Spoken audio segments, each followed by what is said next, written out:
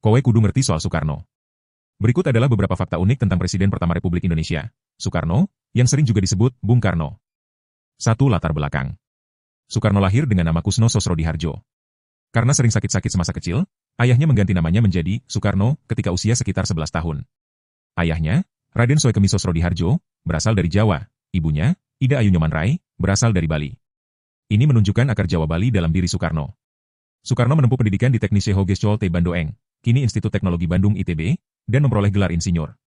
Ia kemudian aktif dalam rancangan arsitektur. 2. Orator ulung. Soekarno dikenal sebagai pembicara yang sangat berpengaruh, pidato-pidatonya mampu membangkitkan semangat rakyat. Salah satu fakta, beliau pernah berbicara lama di forum internasional, misalnya di PBB, selama berjam-jam.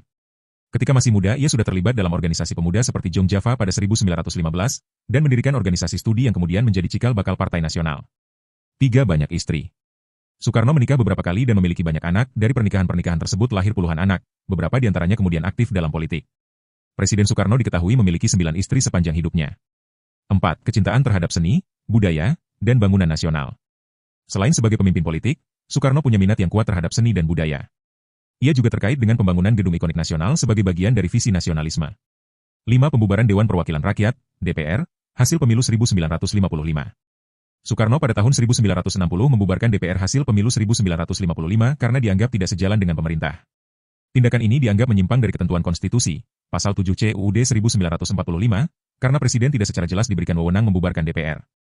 Langkah ini dianggap sebagai awal konsolidasi kekuasaan yang membatasi peran lembaga legislatif. 6. Dekat dengan PKI. Soekarno tidak pernah menjadi anggota PKI namun ia memang bersikap dekat secara politik dengan PKI karena konsep Nasakom, nasionalis sarana komunis.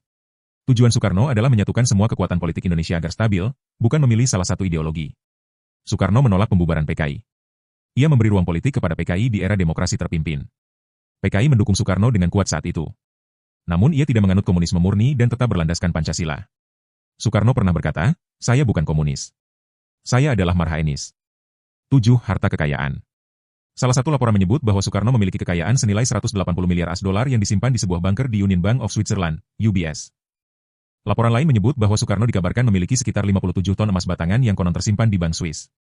Namun, sejumlah publikasi memuat catatan bahwa semua klaim ini belum terbukti secara resmi dan masih berupa rumor atau klaim pihak ketiga.